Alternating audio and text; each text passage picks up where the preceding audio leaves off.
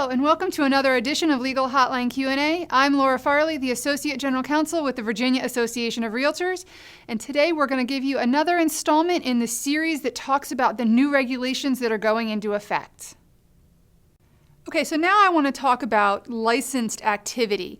And this is something that has been an unofficial rule out there for some time, but the VREB has specifically given examples, and we've done a video previously where we talked about these when they were still proposed regulations.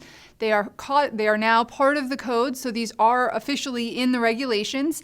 I'm going to cover some of the highlights. I don't have time to go through the whole laundry list. That'd put you guys to sleep if I just read the whole long list. So I'd encourage you to check out the regulations themselves for the entire list of what is going to be considered a licensed activity and what is unlicensed activity that your unlicensed assistant would be able to help with.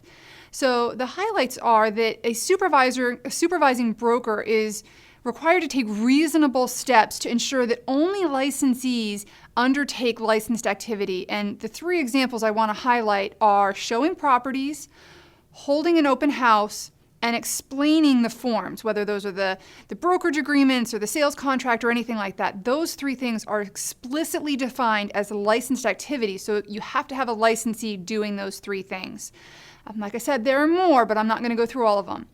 Unlicensed assistants have a list of what they're allowed to perform as well, and those include submitting listings or changes to the MLS, if allowed by the broker and by the MLS, having keys made, placing a sign on the property. But I do want to remind you that in another section of the regulations, it does say that it is a prohibited act for a licensee to grant access to a property without the owner's permission to an unlicensed individual.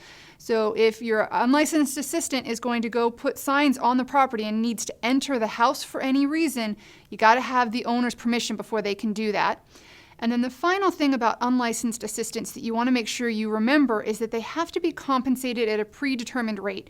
Their pay can't be in any way tied to your commission or the number of sales or the number of transactions or anything like that. It needs to be something that is like a set hourly rate or a set amount. I will pay you X for doing these three tasks. Those are all fine because it's preset and it has nothing to do with volume.